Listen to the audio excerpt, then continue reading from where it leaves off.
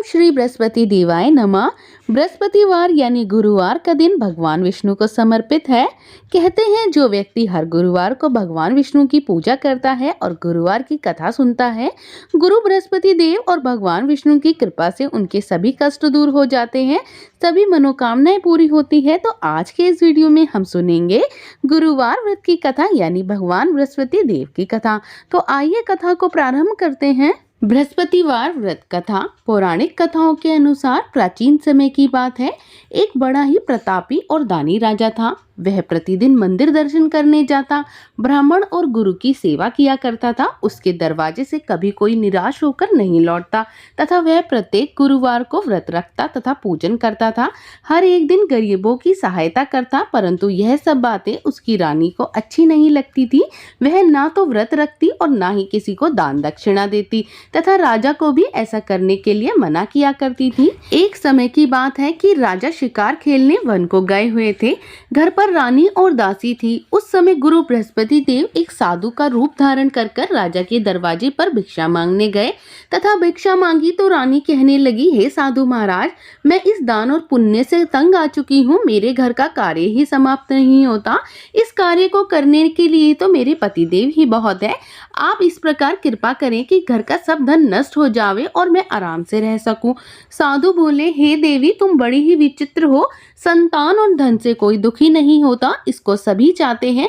पापी भी पुत्र और धन की इच्छा करता है। अगर आपके पास धन अधिक है तो भूखे मनुष्यों को भोजन कराओ, प्याऊ लगवाओ, ब्राह्मणों को दान दो, धर्मशाला बनवाओ, कुआं, तालाब, बावड़ी, बाग बगीचे आदि का निर्माण करवाओ, निर्धन मनुष्य की कुंवारी कन्याओं का विवाह कराओ और अनेकों यज्ञ आदि धर्म करो। इस प्रकार के कर्मों से आपके कुल और आपका नाम परलोक में सार्थक होगा और स्वर्ग की प्राप्ति होगी। मगर वह रानी इन बातों से खुश न हुई। वह बोली, हे साधु महाराज, मुझे ऐसे धन की कोई भी आवश्यकता नहीं है जिसे मनुष्यों को दान देना पड़े, जिसको रखने और उठाने में ही मेरा सारा समय बर्बाद हो जावे। साधु ने कहा, हे देवी, तुम्हारी ऐसी इच्छा है तो ऐसा ही होगा। मैं तुम्हें जैसा बताता हूँ तुम वैसा ही करना। बृहस्पतिवार के दिन घर को गोबर से लीपना, अपने केशों को धोना और केशों को धोते समय स्नान करना। राजा से कहना कि वह इस दिन हजामत करवावे। भोजन में मांस मदिरा खाना, कपड़ा धोबी को धुलने के लिए डालना। इस प्रकार 7 बृहस्पतिवार करने से आपका सारा धन नष्ट हो जाएगा। ऐसा कहकर साधु महाराज वहां से अंतर्धान हो गए। रानी ने साधु के कहने के अनुसार वैसा ही किया। 3 बृहस्पतिवार ही बीते थे कि उसका समस्त धन नष्ट हो गया। वह दोनों भोजन के लिए भी तरसने लगे, संसारिक भोगों से दुखी रहने लगे। तब वह राजा रानी से कहने लगा कि रानी, तुम यहाँ पर रहो, मैं दूसरे देश जाता हूँ, क्योंकि यहाँ पर मुझे सभी मनुष्य जानते हैं, इसीलिए मैं यहाँ कोई कार्य भी नहीं कर सकता। ऐसा कहकर राजा परदेश चला गया। वहाँ जंगल जाता, लकड़ी काट कर लाता और शहर में बेच देता। इस तरह जीवन व्यतीत करने लगा। इधर राजा के घर रानी और दासी दुखी रहने लगे। किसी दिन उनको भोजन मिलता तो किसी दिन वह दोनों जल पीकर ही रह जाती। एक समय ऐसा आया कि रानी और दासी को 7 दिन बिना भोजन के व्यतीत करने पड़े। तब रानी ने अपनी दासी से कहा, हे दासी, यहाँ पास ही के नगर में मेरी बहन रहती है, वह बड़ी ही धनवान है। तो उसके पास जा और वहां से 5 सेर बेझर मांग ला, जिससे कुछ समय व्यतीत हो जाएगा। इस प्रकार रानी की आज्ञा मानकर दासी उसकी बहन के पास गई। रानी की बहन उस समय पूजन कर रही थी, क्योंकि उस दिन बृहस्पतिवार का दिन था। जब दासी ने रानी की बहन को देखा तो उससे वह बोली, हे रानी, मुझे तुम्हारी बहन ने भेजा है, मुझे 5 सेर बेझर दे दो। इस प्रकार दासी ने अनेक बार कहा, परंतु रानी ने कोई उत्तर ना दिया, क्योंकि वह उस समय बृहस्पतिवार की व्रत कथा सुन रही थी। इस प्रकार बांदी को जब कोई उत्तर नहीं मिला तो वह बहुत दुखी हुई, क्रोध भी आया और लौटकर अपने गांव आ गई और रानी के पास आकर बोला, हे रानी, तुम्हारी बहन तो बहुत बड़ी आदमी है, वह छोटे मनुष्यों से बात नहीं करती, इसीलिए जब मैंने उससे कहा तो उसने कोई उत्तर नहीं दिया, मैं वापस चली आई। रानी बोली, हे दासी, इसमें उसका कोई दोष नहीं है। जब बुरे दिन आते हैं तब कोई भी सहारा नहीं देता। अच्छे बुरे का पता आपत्ति में ही लगता है। जो ईश्वर की इच्छा होगी वही होगा। यह सब हमारे भाग्य का ही दोष है। इधर जब रानी ने देखा कि मेरी बहन की दासी आई थी, परंतु उससे वह नहीं बोली, इससे वह बहुत दुखी हुई। यह सोच कथा सुन विष्णु भगवान का पूजन समाप्त कर रानी की बहन घर को चल दी। घर जाकर अपनी बहन से कहने लगी कि मैं बृहस्पतिवार की व्रत की कथा कर रही थी, तुम्हारी दासी आई, परंतु परंतु जब तक कथा होती है तब तक ना तो उठते हैं ना बोलते हैं, इसीलिए मैं नहीं बोली। कहो दासी क्यों आई थी? रानी बोली, बहन हमारे यहाँ पर अनाज नहीं था, तुमसे वैसे भी कोई बात छिपी नहीं है, इसी कारण मैंने अपनी दासी को तुम्हारे पास 5 सेर बेचर लेने के लिए भेजा था। रानी बोली, बहन देखो बृहस्पति देव भगवान सभी की मनोकामना पूर्ण करते हैं, देखो शायद तुम्हारे घर में अनाज रखा हो। इस प्रकार के वचन जब रानी ने सुना तो वह घर के अंदर गई और वहां उसने एक घड़ा बेचर का रखा देखा। रानी और बांदी दोनों ही बहुत खुश हुई। दासी कहने लगी, हे रानी देखो, वैसे हमको जब नहीं मिलता तब हम रोज ही व्रत रखते हैं, अगर इस व्रत की विधि और कथा पूछ ली जावे तो हम भी यह व्रत किया करेंगे। तब रानी ने अपनी बहन से पूछा, ये बृहस्पतिवार का व्रत कैसे करना है, इस व्रत की कथा क्या है? तब रानी की बहन ने कहा, गुरुवार के दिन चने की दाल, मुनक्का, भगवान विष्णु को केले की जड़ में पूजन करें, दीपक जलावें, पीला भोजन करें, कहानी सुने। इस प्रकार करने से भगवान बृहस्पति देव प्रसन्न होते हैं, अन्न धन पुत्र देते हैं, मनोकामना पूर्ण करते हैं। इस प्रकार रानी और दासी दोनों ने ही निश्चय किया कि बृहस्पति देव भगवान का पूजन जरूर करेंगे। 7 दिन बाद जब बृहस्पतिवार आया तो दोनों ने व्रत रखा। गुड़साल से चना और गुड़ बीन कर लाई तथा उसकी दाल से केले की जड़ में भगवान विष्णु का पूजन किया। अब पीला भोजन कहाँ से आवे? बेचारी बड़ी ही दुखी हुई, परंतु उन्होंने व्रत किया था, इसी कारण उनसे भगवान विष्णु बहुत ही प्रसन्न थे। 2 थालों में सुंदर पीला भोजन लेकर आए, दासी को देकर बोले, हे दासी यह तुम्हारे और रानी के लिए भोजन है, तुम दोनों करना। दासी भोजन पाकर बड़ी ही प्रसन्न हुई और रानी से बोली, रानी चलो भोजन कर लो। रानी को इस विषय में कुछ भी नहीं पता था, इसीलिए वह दासी से बोली, तू ही भोजन कर, क्योंकि तू हमारी वैसे भी बहुत हंसी उड़ाती है। दासी बोली, एक महात्मा भोजन दे गया है। रानी कहने लगी, वह तेरे लिए ही दे गया होगा, तू ही भोजन कर।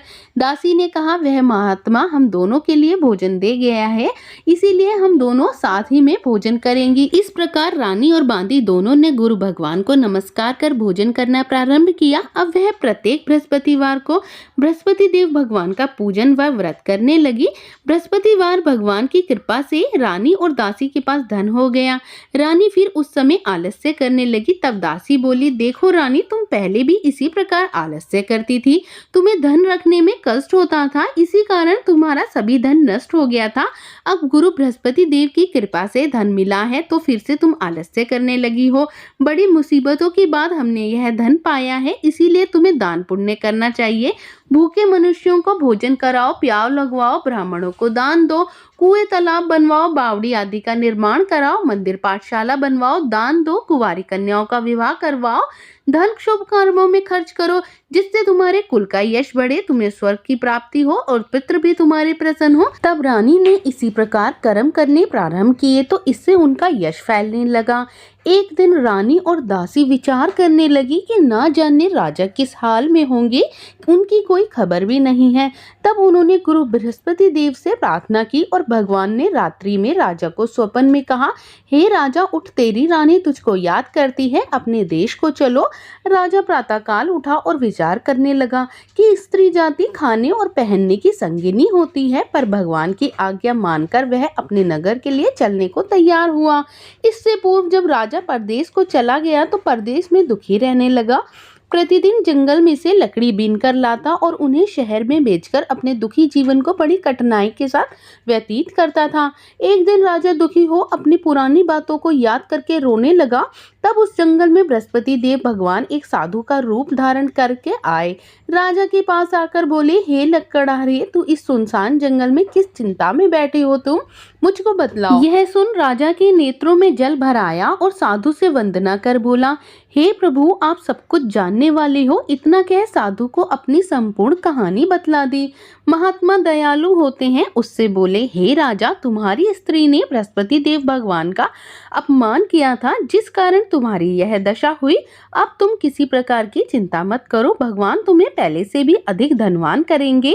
देखो, तुम्हारी स्त्री ने भी गुरुवार का व्रत प्रारंभ कर दिया है और तुम मेरा कहा मानकर बृहस्पतिवार का व्रत करके चने की दाल गुड़ जल के लोटे में डालकर केले की जड़ का पूजन करो, कथा कहो और सुनो, भगवान तेरी सब मनोकामनाओं को पूर्ण करेंगे। साधु को प्रसन्न देखकर राजा बोला, हे प्रभु, मुझे लकड़ी बेचकर इतना पैसा नहीं मिलता जिससे भोजन करने के उपरांत कुछ बचा सकूं। मैंने रात्रि में अपनी रानी को व्याकुल देखा है। मेरे पास ऐसा कुछ भी नहीं जिससे मैं उसकी खबर मंगा सकूं। फिर मैं कौन सी कहानी कहूं, ये भी मुझको मालूम नहीं। साधु ने कहा, हे राजा, तुम किसी बात की चिंता मत करो। बृहस्पतिवार के दिन तुम रोजाना की तरह लकड़ियां लेकर शहर जाओ। तुमको रोज से दुगना धन प्राप्त होगा, जिससे तुम भली भांति भोजन भी कर लोगे और बृहस्पति देव भगवान की पूजा का सामान भी आ जाएगा। और जो तुमने बृहस्पतिवार की कहानी के बारे में पूछा है वो इस प्रकार है। प्राचीन काल में एक ब्राह्मण था। वह बहुत ही निर्धन और उसके कोई संतान भी नहीं थी। उसकी स्त्री बहुत ही मलिनता के साथ रहती थी। वह ना तो स्नान ही करती थी और ना ही किसी देवता का पूजन करती थी। प्रातःकाल उठते ही सर्वप्रथम भोजन करती, बाद ही में कोई अन्य कार्य करती। इससे ब्राह्मण देवता बड़े ही दुखी रहते थे। बेचारे बहुत कुछ कहते थे किंतु उसका कोई परिणाम न निकलता। भगवान की कृपा से ब्राह्मण की स्त्री के कन्या रूपी रत्न पैदा हुआ। वह कन्या अपने पिता के घर बड़ी होने लगी। वह बालिका प्रातः स्नान करके विष्णु भगवान का जाप करने लगी, बृहस्पतिवार का व्रत करने लगी। पूजन समाप्त कर स्कूल जाती तो मुट्ठी में जौ भर के ले जाती और पाठशाला के मार्ग में डालती जाती। तब ये जौ स्वर्ण के हो जाते और लौटते समय उनको बीन कर वह घर ले आती। एक दिन वह बालिका सूप में उन सोनों के जौओं को फटक कर साफ कर रही थी। उसके पिता ने देख लिया और कहा, बेटी, सोने के जौओं को फटकने के लिए सोने का सूप भी होना चाहिए। दूसरे दिन गुरुवार था। इस कन्या ने व्रत रखा और बृहस्पति देव भगवान से प्रार्थना करके कहा, हे प्रभु, मैंने यदि आपकी पूजा सच्चे मन से की है तो मेरे लिए सोने का सूप दे दो। बृहस्पति देव ने उसकी प्रार्थना को स्वीकार कर लिया। रोजाना की तरह वह कन्या जौ फैलाती हुई जाने लगी। जब लौटकर जौ बीन रही थी तो बृहस्पति देव की कृपा से सोने का सूप भी मिला। वह उसे घर ले आई और उससे जौ साफ करने लगी, परंतु उसकी माँ का वही ढंग रहा। एक दिन की बात है, वह कन्या सोने के सूप में जौ साफ कर रही थी। उस समय उस शहर का राजपुत्र वहां होकर निकला। इस कन्या के रूप और कार्य को देखकर मोहित हो गया और अपने घर आकर भोजन तथा जल त्याग कर उदास लेट गया। राजा को जब ये इस बात का पता चला तो अपने प्रधानमंत्रियों के साथ उसके पास गए और बोले, हे बेटा, तुम्हें किस बात का कष्ट है? किसी ने तुम्हारा अपमान किया है अथवा कोई अन्य कारण हो तो सो कहो।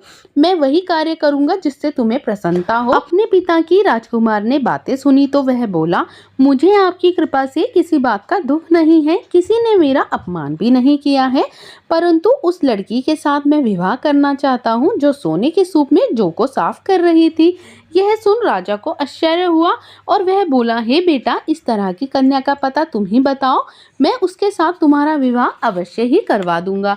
राजकुमार ने उस लड़की के घर का पता बतलाया। तब मंत्री उस लड़की के घर गया और ब्राह्मण देवता को सभी हाल बतलाया। ब्राह्मण देवता राजकुमार के साथ अपनी कन्या का विवाह करने के लिए तैयार हो गए और विधि विधान के साथ ब्राह्मण की कन्या का विवाह राजकुमार के साथ हो गया।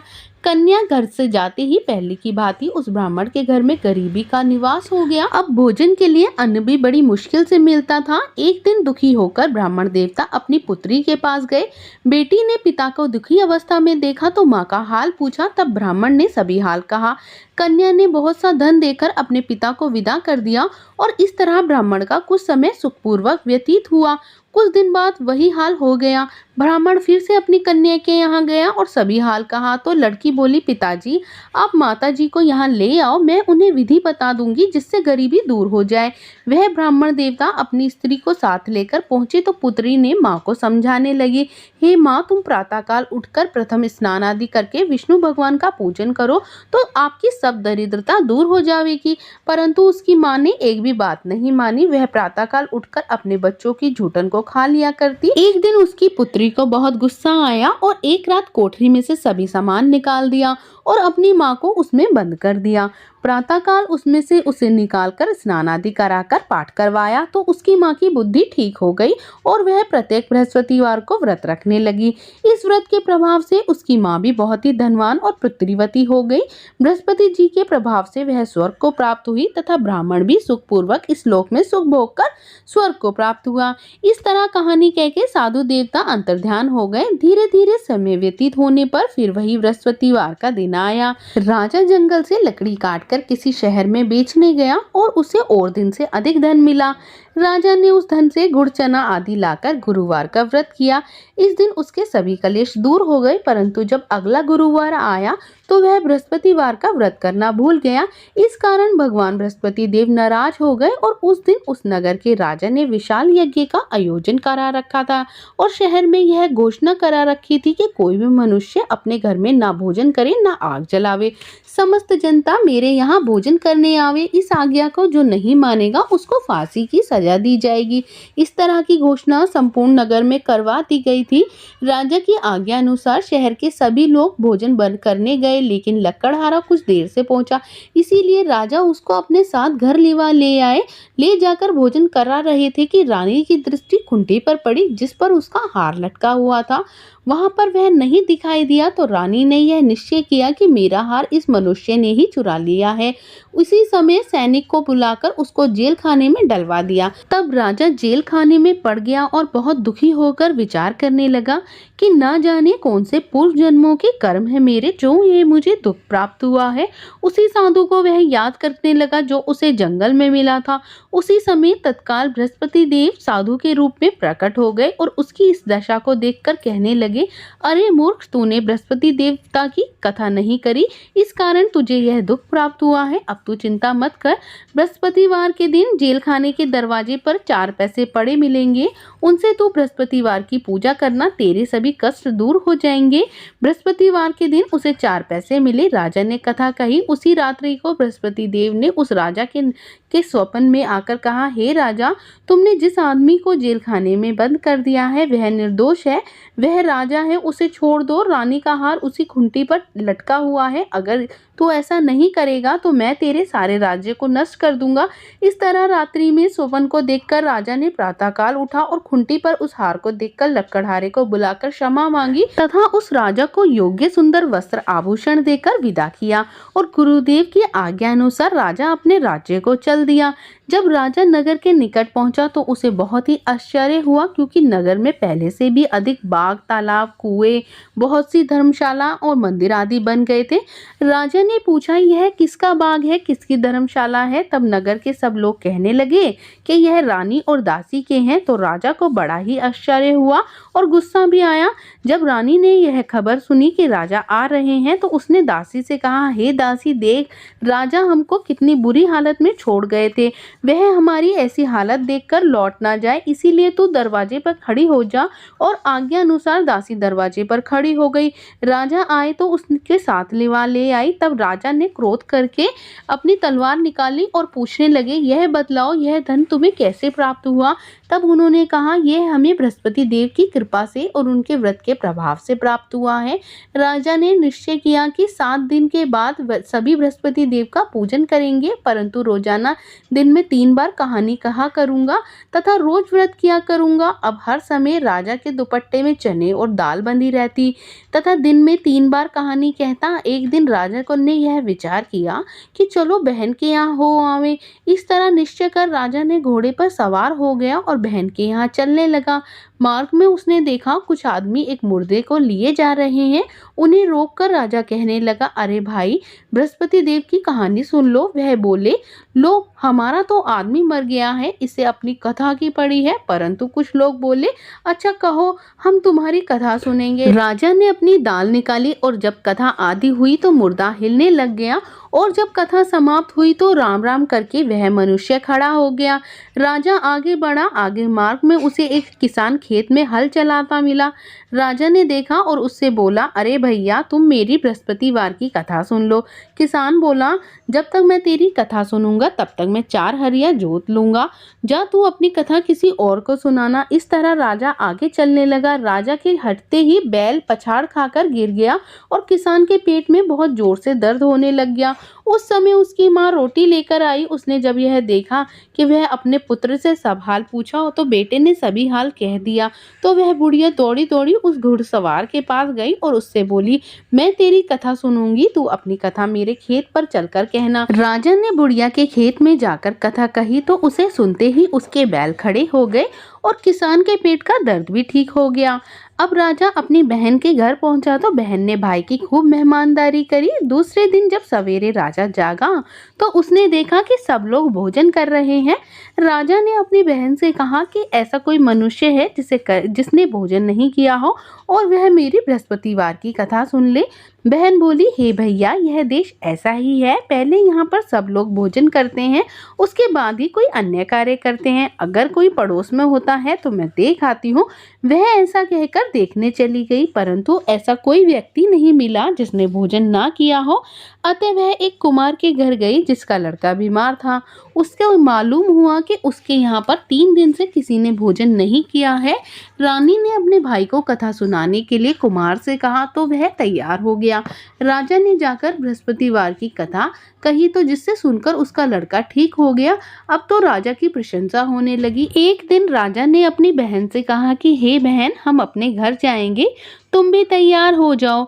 राजा की बहन ने अपनी सास से पूछा तो सास बोली, हाँ चली जा, लेकिन लड़कों को लेकर मत जाना क्योंकि तुम्हारे भाई के कोई औलाद नहीं होती। बहन ने अपने भैया से कहा, हे भैया, मैं तो चलूंगी लेकिन कोई बालक नहीं जाएगा। राजा बोला, जब कोई बालक ही नहीं चलेगा तब तुम भी क्या करोगी। बड़े ही दुखी मन से राजा अपने नगर को लौट आया। राजा ने अपनी रानी से कहा, हम निर्वंशी राजा हैं, हमारा मुख देखने का भी धर्म नहीं है, कुछ भोजन आदि भी नहीं किया। रानी बोली, हे प्रभु बृहस्पति देव, हमें सब कुछ दिया है तो हमें औलाद भी अवश्य ही देंगे। उसी रात बृहस्पति देव ने राजा से स्वप्न में कहा, हे राजा, उठ, सभी सोच को त्याग दे, तेरी रानी गर्भ से है। राजा को यह बात सुनकर बड़ी ही खुशी हुई और 9वें महीने में उसके गर्भ से एक सुंदर पुत्र पैदा हुआ। तब राजा बोला, हे रानी, स्त्री बिना भोजन के रह सकती है, बिना कहे नहीं रह सकती। मेरी बहन आवे तो तुम उससे कुछ मत कहना। रानी ने सुनकर हाँ कर दिया। राजा की बहन ने जब यह शुभ समाचार सुना तो वह खुश हुई और बधाई लेकर अपने भाई के यहाँ आई। तभी रानी ने कहा, घोड़ा चढ़कर नहीं आई, गधा चढ़ी आई। राजा की बहन बोली, भाभी, यदि मैं इस प्रकार नहीं कहती तो तुम्हें औलाद कैसे मिलती। बृहस्पति देव भगवान ऐसे ही हैं, जैसे जिसकी मन की कामनाएं होती हैं वह सभी पूर्ण करते हैं। जो सद्भावना पूर्वक बृहस्पतिवार का व्रत करता है, कथा पढ़ता व सुनता है और दूसरों को सुनाता है, बृहस्पति देव भगवान उसकी सभी मनोकामनाओं को पूर्ण करते हैं। भगवान बृहस्पति देव उनकी सदैव रक्षा करते हैं। संसार में सद्भावना से भगवान बृहस्पति देव का पूजन व्रत जो सच्चे हृदय से करते हैं, उनकी सभी मनोकामनाएं पूर्ण होती हैं। जैसे सच्ची भावना से रानी और राजा ने उनकी कथा का गुणगान किया तो उनकी सभी इच्छाएं बृहस्पति देव जी ने पूर्ण की थी। इसीलिए सबको कथा सुनने के बाद प्रसाद लेकर जाना चाहिए। हृदय से मनन करते हुए जयकारा बोलना चाहिए, बोलो बृहस्पति देव भगवान की जय, विष्णु भगवान की जय। आइए अब सभी मिलकर गुरु बृहस्पति देव भगवान की आरती करते हैं। ओम जय बृहस्पति देवा, स्वामी जय बृहस्पति देवा। छिन छिन भोग लगाऊं, छिन छिन भोग लगाऊं, कंदली फल मेवा। ओम जय बृहस्पति देवा। तुम पूरन परमात्मा, तुम अंतर्यामी, जगत पिता जगदीश्वर, जगत पिता जगदीश्वर, तुम सबके स्वामी। ओम जय बृहस्पति देवा।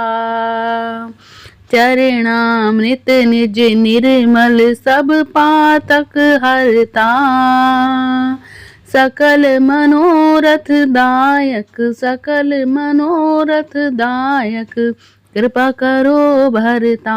ओम जय बृहस्पति देवा। तन मन धन अर्पण कर, जो जन शरण पड़े, प्रभु जो जन शरण पड़े, प्रभु प्रकट तब होकर, प्रभु प्रकट तब होकर, आकर द्वार खड़े। ओम जय बृहस्पति देवा। दीन दयाल दयानिधि, भक्तन हितकारी, स्वामी भक्तन हितकारी, पाप दोष दुख हरता, पाप दोष दुख हरता, भव बंधन हारी। ओम जय बृहस्पति देवा। सकल मनोरथ दायक सब संशय टारो, प्रभु सब संशय हारो। विषय विकार मिटाओ, विषय विकार मिटाओ, संतन सुखदाई, ओम जय बृहस्पति देवा।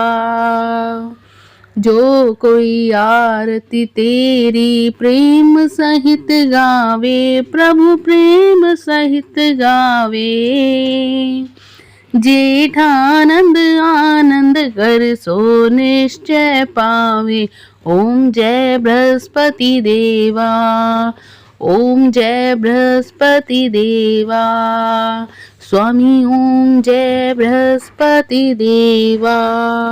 बोलो बृहस्पति देव भगवान की जय।